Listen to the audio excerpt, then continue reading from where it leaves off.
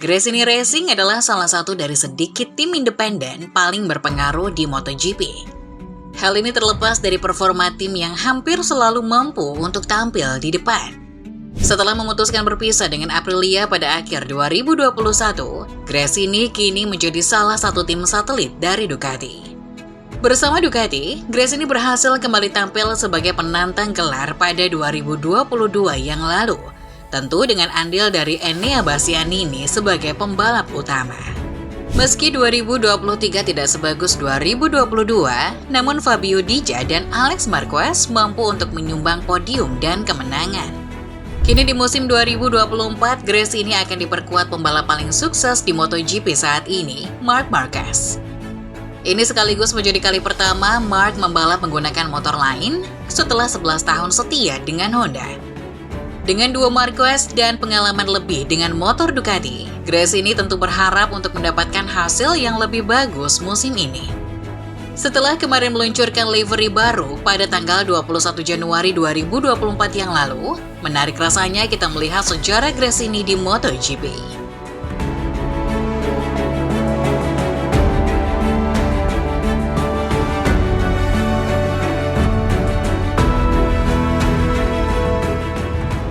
Gresini Racing pertama kali berdiri pada tahun 1997. Tim ini didirikan oleh dua kali juara dunia kelas 125cc Fausto Gresini. Pada dua musim pertamanya, Gresini Racing langsung membalap di kelas 500 bersama pembalap Brasil Alex Barros. Musim pertama Gresini Racing ini diperkuat oleh motor Honda NSR 500V, versi murah dari Honda NSR 500 yang bermesin 2 silinder. Kendati menggunakan NSR 500V, Alex Barros berhasil mengamankan satu podium pada GP Inggris. Kala itu Barros berhasil finish di belakang Mick Doohan dan Tadayuki Okada yang menunggang NSR 500 pabrikan. Di akhir musim, Alex Barros berhasil mengamankan posisi 9 klasemen akhir.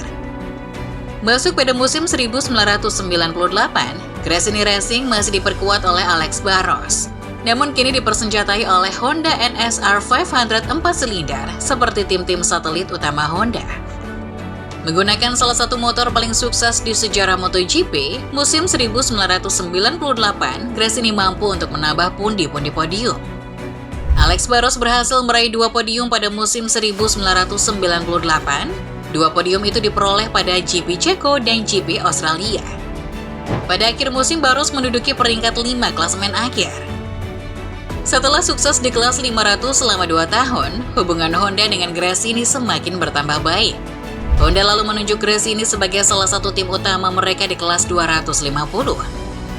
Penunjukan ini adalah upaya dari HRC yang ingin mengembangkan NSR 250 dengan lebih masif sehingga dapat bersaing dengan Aprilia.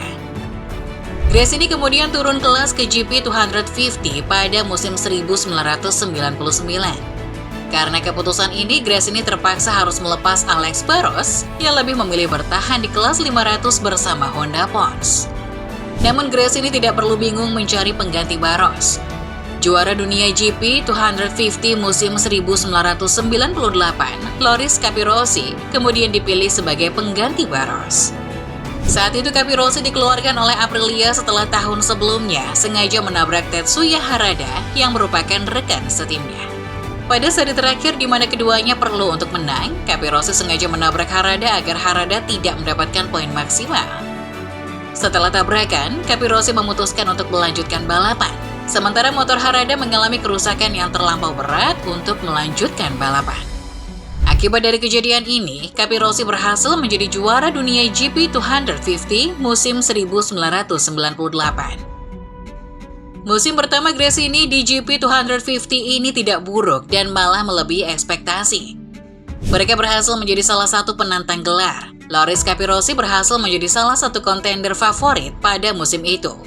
Dia bersaing melawan Valentino Rossi dari tim Nastro Azzurro Aprilia dan Toru Ukawa dari tim Benetton Honda. Walau begitu, setelah retired di GP Prancis, diskualifikasi dari GP Italia, dan tidak start pada GP Catalunya, membuat posisi Capirossi tidak menguntungkan di perebutan kejuaraan. Di saat yang bersamaan, Valentino Rossi yang tampil kurang bagus di 2 balapan pertama kini menjadi dominan. Pada akhirnya Capirossi hanya mampu meraih peringkat 3 klasemen akhir dengan 209 poin, selisih 100 poin dari Valentino Rossi yang jadi juara dunia. Capirossi berhasil mempersembahkan 3 kemenangan dan 6 podium untuk tim Gresini pada musim pertama mereka di GP 250 ini. Pada musim 2000, Gresini kembali kehilangan pembalap. Loris Capirossi memutuskan untuk naik ke kelas 500 bersama Honda Pons. Gresini kemudian menunjuk Daijiro Kato dan Vincent Filipe sebagai pembalap mereka. Kato yang sebelumnya sudah pernah memenangkan balapan pada 2 penampilannya sebagai wildcard langsung membawa dampak yang signifikan bagi tim. Kato mampu untuk selalu finish di podium pada 4 balapan pertama. Kato juga mampu untuk memenangkan salah satu dari 4 balapan pertama. Namun performa Kato agak menurun di tengah musim. Walau begitu dia selalu berhasil menyelesaikan balapan. Performa Kato kembali membaik pada GP Portugal, di mana dia berhasil memenangkan balapan itu setelah 5 balapan tidak finish di podium. Pada akhir musim pertamanya ini, Kato berhasil memenangkan 4 balapan dan 5 podium lain. Kato finish di posisi 3 klasemen akhir di bawah duo Yamaha Tech3, Olivier Jacques dan Shinya Nakano dengan 259 poin. Musim 2001 diawali dengan naik kelasnya Shinya Nakano dan Olivier Jacques ke kelas 500. Meninggalkan Kato dan Tetsuya Harada yang kembali turun kelas menjadi favorit juara dunia. Harada yang sebelumnya pernah memenangkan gelar pada 1993 dan mengendarai Aprilia lebih diunggulkan sebelum musim dimulai. Namun Kato langsung tancap gas tanpa ampun dari seri pertama. Kato langsung memenangkan 4 balap beruntun pada awal musim. Performa bagus ini konsisten sampai akhir musim, di mana pada akhir musim Kato berhasil memenangkan 11 balapan dan meraih gelar juara dunia dengan 322 poin. Sementara Harada, walau konsisten memberikan perlawanan dan mencetak lebih banyak pole position, hanya mampu memenangkan 3 balapan. Gresini Racing bersama dengan Kato kemudian dipromosikan oleh Honda kembali ke kelas utama pada 2002. Pada tahun itu MotoGP sedang bertransisi dari mesin 2 tak ke mesin 4 tak. Akibatnya tidak semua tim langsung mendapatkan mesin 4 tak. Gresini kemudian memulai kejuaraan dengan Honda NSR 500. Bersama NSR 500, Kato berhasil meraih podium dengan finish di posisi kedua pada GP Spanyol. Gresini dan Kato kemudian diberi RC211V oleh Honda pada GP Ceko 2002. Ini membuat Kato dan Gresini menjadi tim satelit pertama yang memakai motor 4 tak. RC211V Kato memiliki perbedaan dengan yang dipakai oleh duo Repsol Honda. RC211V milik Kato ini adalah seri pertama yang belum mendapat pengembangan parts yang dipakai oleh Rossi dan Ukawa. Kato kemudian berhasil kembali meraih podium di GP Ceko. Seri pertama Kato menggunakan RC211V. Meski berhasil meraih podium pada GP Ceko, performa Kato masih naik turun. Dia malah justru 3 kali tidak finish pada 3 seri setelah GP Ceko. Kato berhasil finish di posisi 7 klasemen akhir dengan 2 podium. Karena hasil ini, Kato berhasil meraih penghargaan Rookie of the Year 2002. Pada awal musim 2003, CT Gibernau memutuskan untuk pindah dari Suzuki ke Gresini Honda. Kedatangan Gibernau juga mengajak Movistar untuk menjadi sponsor utama Gresini Honda. Alhasil pada musim 2003, Gresini Honda akan diperkuat oleh 2 pembalap, Daijiro Kato dan CT Gibernau. Kato akan memakai RC211V Spec Factory yang sama dengan motor pabrikan. Sementara Gibernau akan memakai RC211V tahun sebelumnya yang merupakan spek satelit. Namun tragis, Daijiro Kato mengalami kecelakaan mengerikan pada GP Jepang Suzuka yang merupakan seri pembuka. Kato kehilangan kendali atas motornya saat memasuki tikungan Casio Triangle dan menabrak dinding dengan kecepatan tinggi. Meski sempat dilakukan pertolongan pertama dan ditangani oleh dokter terbaik, Daijiro Kato akhirnya gugur setelah 2 minggu koma. Kontroversi lalu menghinggapi penyelenggaraan GP Jepang. Banyak pihak termasuk Dorna dan pembalap yang mengkritik manajemen GP Jepang yang tidak mengeluarkan bendera merah agar balapan dihentikan sementara. Jika balapan dihentikan, maka upaya pertolongan pada Kato akan lebih maksimal. Maka karena kelalaian ini, sirkuit Suzuka kemudian dicoret dari kalender balap MotoGP sampai sekarang. Gugurnya Kato membuat CT Gibernau mendapat RC211V Spec Factory milik Kato. Kepergian Kato ini kemudian menjadi dorongan moral lebih untuk Gibernau. Performa Gibernau kemudian meningkat drastis sepanjang musim. Gibernau secara mengejutkan tampil sebagai penantang gelar utama melawan Valentino Rossi. Gibernau kemudian memenangkan balapan kedua di Afrika Selatan dan memulai perjalanannya mengejar gelar. Gibernau juga mampu selalu finish di depan Rossi pada 3 balapan beruntun, yakni pada GP Belanda, GP Inggris, dan GP Jerman, di mana pada 3 balapan itu, Gibernau memenangkan 2 balapan. Namun kemudian Rossi membalas dengan memenangkan 3 balapan beruntun pada GP Ceko, GP Portugal, dan GP Brasil. Sementara meski tetap menjadi penantang gelar, Gibernau tidak mampu memenangkan balapan lagi setelah kemenangannya di GP Jerman. Gibernau kemudian selalu finish di posisi 2 atau 4 di sisa musim. Sementara Valentino Rossi memenangkan 6 balapan dan sekali finish di posisi 2. Gresini dan Gibernau terpaksa mengakui performa luar biasa Valentino Rossi dan finish di posisi 2 klasemen akhir dengan 277 poin. 80 poin di belakang Rossi dengan 4 kemenangan dan 6 podium lainnya. Pada musim 2004, Gresini merekrut juara dunia WSBK 2 kali, Colin Edwards, untuk menjadi pembalap kedua di tim. Setelah musim sebelumnya, Ryuichi Kiyonari tampil sebagai pengganti sementara Daijiro Kato. Musim 2004 adalah musim terbaik Gibernau bersama dengan Gresini.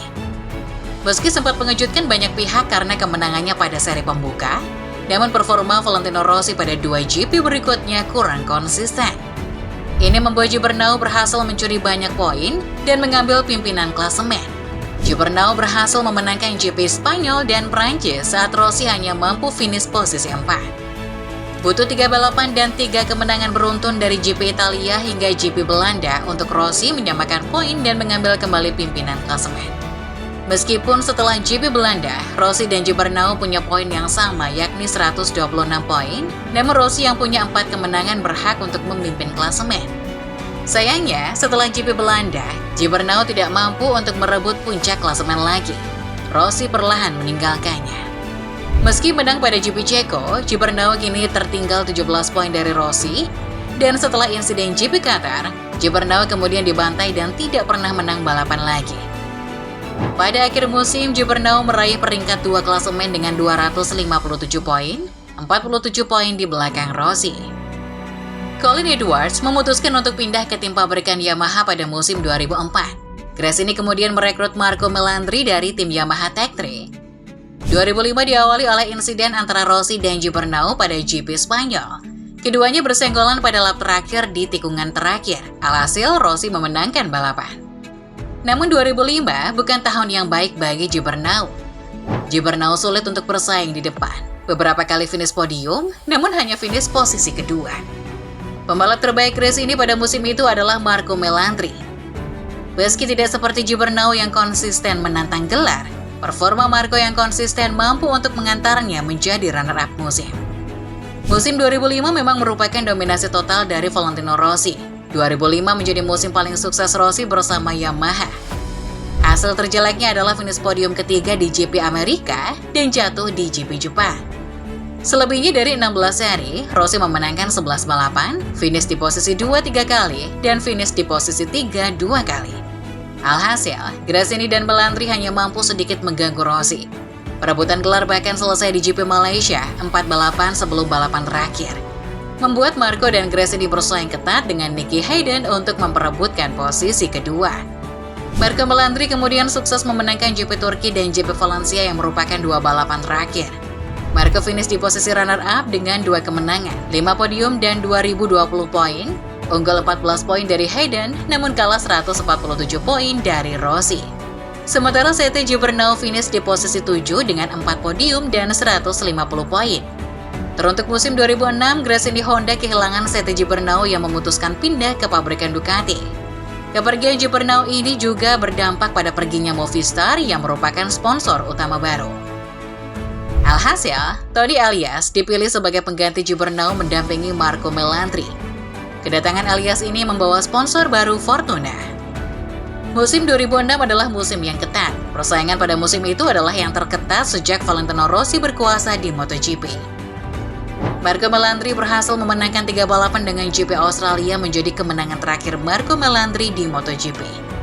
Tony Elias juga berhasil memenangkan balapan di GP Portugal, mengalahkan Valentino Rossi dengan selisih waktu 0,002 detik. Kemenangan Elias tersebut menjadi penting bagi jalannya kejuaraan, karena kemenangan tersebut membuat Rossi akhirnya lengser dari status juara dunia pada seri berikutnya. Di akhir musim, Marco Melandri finish di posisi 4 dengan 228 poin, kalah 1 poin dari Loris Capirossi yang finish posisi 3. Sementara Elias finish di posisi 9 dengan 116 poin. 2007 adalah tahun pertama era 800cc di MotoGP. Sebagai tim satelit Honda, Gresini mendapatkan motor baru RC212V 800cc. RC212V sangat berbeda dari RC211V, terutama dari segi ukuran dan dimensi. Hal ini dipengaruhi oleh Dani Pedrosa yang kini menjadi pembalap utama di Repsol Honda. Masih mengandalkan Marco Melandri dan Tony Elias, Gresini terpaksa membalap tanpa sponsor utama, karena sponsor lama mereka yakni Fortuna terkena imbas larangan sponsor rokok yang berlaku mulai tahun 2007. Pada musim 2007 juga, tim Gresini memutuskan untuk berganti supplier ban dari Michelin ke Bridgestone. Performa Gresini pada musim itu tidak terlalu baik. Terlihat dari RC212V tidak bisa digunakan secara maksimal oleh Marco Melandri maupun Tony Elias. Marco hanya mampu 3 kali finish di podium pada GP Perancis, Amerika, dan Malaysia, dan meraih peringkat 5 klasemen akhir. Sementara Elias hanya 2 kali podium, yakni pada GP Turki dan Jepang. Hasil ini mengantarkan Elias selesai di peringkat 12 klasemen akhir. Musim 2008, Gresini mengalami perombakan besar. 2 pembalapnya pindah, Marco Melandri pindah ke pabrikan Ducati, sementara Tony Elias pindah ke Alice Ducati. Gresini kemudian merekrut Shinya Nakano dan Alex De Angelis untuk menjadi line-up pembalap mereka tahun itu. Gresini juga menjalin kerjasama dengan San Carlo, perusahaan makanan ringan dari Italia yang akhirnya menjadi sponsor utama tim untuk beberapa tahun ke depan. Performa Gresini pada musim 2008 adalah yang terjelek sepanjang keikutsertaan mereka pada kelas MotoGP sampai pada saat itu. Mereka tampil dengan sponsor dan pembalap baru, namun tidak satu podium bisa diraih oleh pembalap Gresini. Shinya Nakano hanya menduduki peringkat 9 dengan finish posisi 4 di GP Ceko sebagai hasil terbaiknya. Sementara De Angelis finish di posisi 14 dengan posisi 4 sebagai hasil terbaiknya. Memasuki musim 2009, Shinya Nakano memutuskan pindah ke WSBK dan akhirnya Tony Elias kembali ke Gresini setelah tahun yang buruk bersama Alice Ducati. 2009 adalah musim yang lebih baik bagi Gresini Racing jika dibandingkan musim 2008. Tony Elias dan Alex De Angelis masing-masing berhasil meraih 1 podium. Tony Elias berhasil meraih peringkat 7 klasemen akhir, sementara Alex De Angelis berhasil meraih peringkat 8. Musim 2010 kembali membawa perombakan dalam kubu Gresini Racing. Marco Melandri kembali ke tim setelah sebelumnya mengalami 2 tahun yang sulit di Ducati dan tim Hayate. Tony Elias diturunkan oleh Gresini di kelas Moto2 yang pada waktu itu baru menggantikan GP250 dan Marco Simoncelli naik kelas dari GP250. Turunnya Tony Elias di Moto2 menandakan kembalinya Gresini Racing ke kelas menengah sejak terakhir kali membalap di tahun 2001. Elias didampingi oleh pembalap asal Ukraina, Vladimir Ivanov, untuk Moto2 musim 2010. Bersama dengan Sasis Moriwaki, Tony Elias sukses mendominasi musim perdana Moto2 itu. Elias berhasil memenangkan 7 balapan dan memperoleh 1 podium lainnya yang membuatnya berhak merebut gelar juara dunia. Tidak ada perlawanan yang signifikan dari pembalap lain untuk Tony Elias yang berhasil mengumpulkan 271 poin. Kemenangan ini adalah gelar pertama tim Gresini di kelas menengah sejak menang bersama Daijiro Kato pada musim 2001. Sementara di kelas MotoGP, walau kembali diperkuat Marco Melandri, namun performa Gresini tidak terlalu baik. Tidak ada podium yang berhasil dicetak oleh tim MotoGP, baik Marco Melandri dan Marco Simoncelli. Tidak ada yang mampu menembus posisi 3 besar. Namun meski kembali tidak mendapat satupun podium, tim Gresini mendapat angin segar dengan progresi performa Marco Simoncelli yang semakin membaik di setiap balapan. Simoncelli bahkan kalah tipis dari Andrea Dovizioso saat memperebutkan podium di GP Portugal. Pada akhir musim, Marco Simoncelli berhasil duduk di peringkat 8 klasemen akhir dengan 125 poin. Sementara Marco Melandri berhasil memperoleh peringkat 10 klasemen akhir dengan 103 poin. Musim 2011 dibuka dengan hengkangnya Marco Melandri ke WSBK. Gresini kemudian merekrut juara dunia GP250 2009, Hiroshi Aoyama, untuk menggantikan Marco Melandri. Teruntuk musim 2011, Honda memberikan Marco Simoncelli motor spek pabrikan yang sama dengan motor di tim Repsol Honda. Sementara Aoyama akan mengendarai motor spek satelit. Meskipun terbukti kompetitif, namun performa dari tim Gresini masih naik turun. Simoncelli masih sering mengalami insiden dan jatuh di tengah lapangan. Kerapnya Simoncelli terlibat dalam insiden dengan pembalap lain ini membuat beberapa kali situasi sesama pembalap menjadi tegang. Tercatat, Simoncelli terlibat senggolan dengan Jorge Lorenzo pada GP Valencia 2010 dan GP Belanda 2011 yang membuat hubungan keduanya memanas. Hal ini kemudian membuat Lorenzo mengkritik Simoncelli dengan keras pada saat konferensi pers GP Prancis 2011. Keadaan diperparah dengan komentar balasan dari Simoncelli yang terkesan main-main dan bercanda. Menurut saya, spirit dari balap motor adalah kami mati-matian di lintasan. Mungkin sesekali bersentuhan, namun begitu balapan selesai, Anda mengelurkan tangan dan menghormati pembalap lain. Ujar Simoncelli di dokumenter Hitting the Apex. Kepada hal itu, Valentino Rossi yang merupakan teman dekat Simoncelli memberikan saran kepada Simoncelli. Saya bilang ke Marco, tolong besok GP Prancis 2011 perhatikan pembalap lain, karena semua orang pasti mencari-cari kesalahan kamu, kata Rossi dari dokumenter Hitting the Apex. Sayang, pada hari balapan, Simoncelli terlibat insiden dengan Dani Pedrosa. Hal ini membuat Simoncelli menerima hukuman retro penalty. Bagi Simoncelli, retro penalty mungkin tidak seberapa. Namun bagi Pedrosa yang sedang mengejar pimpinan klasemen, insiden tersebut berakibat fatal. Pedrosa kembali mengalami cedera tulang selangka dan terpaksa absen pada 3 balapan. Karena insiden ini, Simoncelli sempat mendapat ancaman pembunuhan di GP Catalunya. Carlo Pernat yang merupakan manajer Simoncelli pada waktu itu sampai mengungkapkan kalau Paddock Gresini Racing menerima surat tanpa nama yang isinya terdapat sebuah pistol. Namun secara mengejutkan, Simoncelli malah meraih pole position di balapan tersebut. Sayangnya pada saat balapan, Simoncelli nampak sangat berhati-hati dan hanya mampu meraih peringkat 6. Setelah GP Prancis, Simoncelli nampak selalu menahan diri dalam melakukan manuver. Alhasil Simoncelli hanya berhasil finish di posisi tengah saja. Pada saat Dani Pedrosa kembali, setelah selesai melakukan pemulihan, Simoncelli berusaha menjabat tangannya, namun Pedrosa tidak mau. Pada akhirnya Simoncelli berhasil meraih podium pertamanya di GP Ceko 2011. Simoncelli berhasil mengalahkan Lorenzo dengan bersih dan meraih podium bersama Casey Stoner dan Dani Pedrosa. Lorenzo pun dalam film dokumenter Hitting the Apex mengatakan bahwa Simoncelli saat ini membalap seperti pembalap sejati. Simoncelli kemudian berhasil meraih 1 podium lagi di GP Australia 2011. Sayangnya pada balapan selanjutnya di GP Malaysia, Simoncelli terlibat insiden dengan Valentino Rossi dan Colin Edwards. Akibat dari insiden tersebut, balapan GP Malaysia terpaksa dihentikan dan para pembalap kembali ke paddocknya masing-masing. Terkhusus Valentino Rossi, dirinya nampak syok dan hanya bisa diam di paddock bersama kru timnya. Insiden tersebut membuat Simoncelli mengalami cedera kepala yang parah. Walau sempat dilarikan ke rumah sakit, namun nyawa Simoncelli tidak tertolong. Balapan terakhir di Valencia, posisi Simoncelli digantikan sementara oleh Kosuke Akiyoshi. Pada balapan tersebut, semua rider dari semua kelas melakukan parade sebagai wujud hormat ke Marco Simoncelli. Pada akhir musim, Simoncelli mengumpulkan 139 poin dan duduk di peringkat 6 klasemen akhir. Sementara Aoyama mengumpulkan 98 poin dan duduk di peringkat 10 klasemen akhir. Setelah kehilangan Simoncelli pada akhir musim, Gresini juga kehilangan Aoyama yang memutuskan pindah ke WSBK.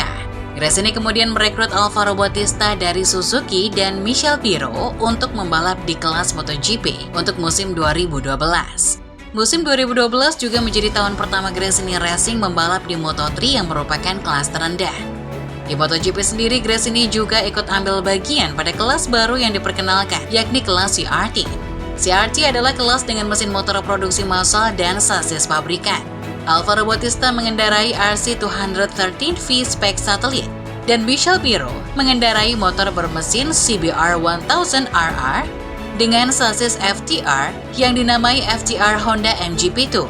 Bautista berhasil meraih 2 podium pada GP San Marino dan GP Jepang. Khusus pada GP San Marino, podium tersebut dipersembahkan bagi mendiang Simoncelli. Di akhir musim, Bautista berhasil menduduki peringkat 5 klasemen akhir dan Michel Pirro berhasil meraih peringkat 15 di klasemen akhir. Musim selanjutnya pada 2013, Gresini mengakhiri kontraknya dengan San Carlos sebagai sponsor utama pada akhir 2012. Dan berganti ke Go Fun pada awal 2013 ini. Go Fun sendiri merupakan perusahaan minuman berenergi yang menjadi pesaing Monster, Red Bull, dan Drive M7. Secara lineup pembalap, Alvaro Bautista tetap dipertahankan, sementara Michel Pirro pindah menjadi test rider Ducati. Brian Starring kemudian dibawa masuk untuk menjadi pengganti Pirro.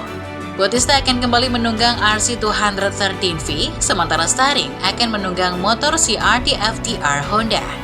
Musim 2013 kembali menjadi musim tanpa podium bagi Gresini Racing.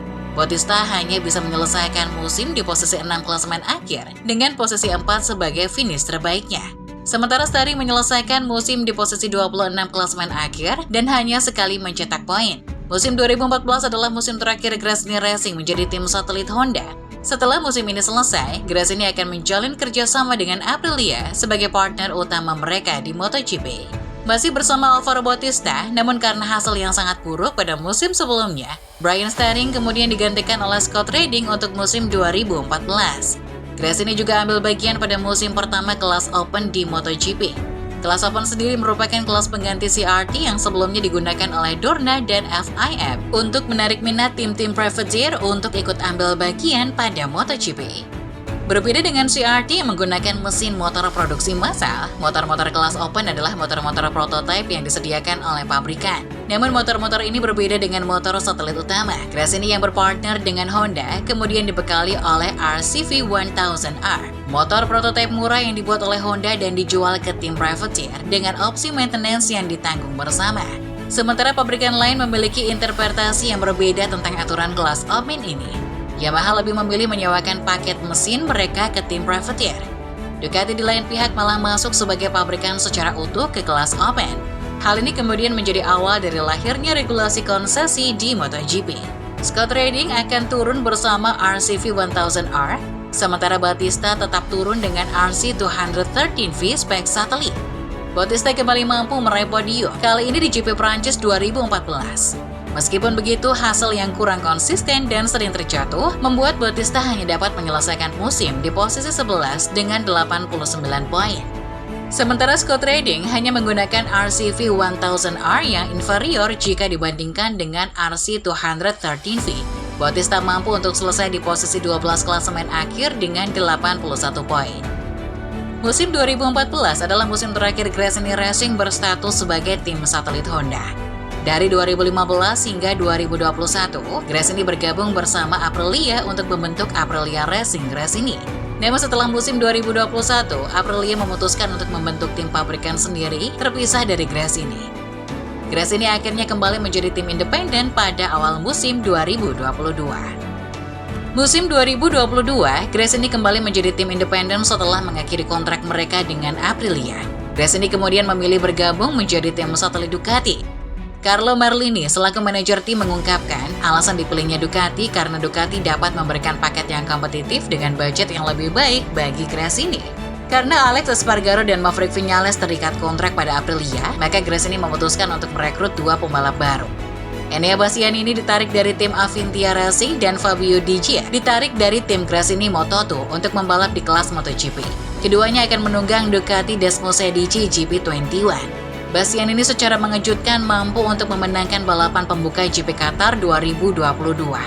Ini jadi kemenangan pertama Gresini Racing setelah terakhir kali Marco Melandri menang di GP Australia 2006. Kemenangan ini kemudian didedikasikan untuk mendiang Fausto Gresini yang wafat tahun 2021. Kemenangan Bastianini juga menjadi pertama kalinya sejak CTG Brno di tahun 2004. Pembalap Gresini aktif terlibat pada perebutan gelar. Sementara walau belum menemukan konsistensi, Fabio Di Gia juga berhasil meraih satu pole position di GP Italia. Di akhir musim, Enea Bastianini duduk di peringkat 3 klasemen akhir dengan 219 poin, 4 kemenangan dan 2 podium lain. Sementara Fabio Di Gia duduk di peringkat 20 klasemen akhir. Musim selanjutnya posisi Enea Bastianini digantikan oleh Alex Marquez yang pindah dari LCR Honda. Bastianini sendiri naik tingkat membela tim pabrikan. Alex berhasil finish di podium sebanyak 2 kali di race utama dan berhasil memenangkan 1 sprint race. Fabio Di Gia mampu untuk memenangkan 2 balapan utama. Sayang, kemenangannya di GP Valencia dianulir karena ketidaksesuaian tekanan ban. Di akhir musim, Alex Marquez berada di peringkat 10 akhir dengan 177 poin, sementara Fabio Di Gia duduk di peringkat 12 dengan 151 poin. Memasuki musim 2024, Gresini kedatangan pembalap baru yakni Marc Marquez. Marc sendiri akhirnya berpindah tim setelah 11 tahun setia dengan Repsol Honda. Juara dunia 8 kali itu akan menggantikan posisi Fabio Dija yang pindah ke tim VR46. Berpartner dengan adiknya sendiri, sebelumnya Marc dan Alex sudah pernah menjadi rekan satu tim saat berseragam Repsol Honda pada 2020.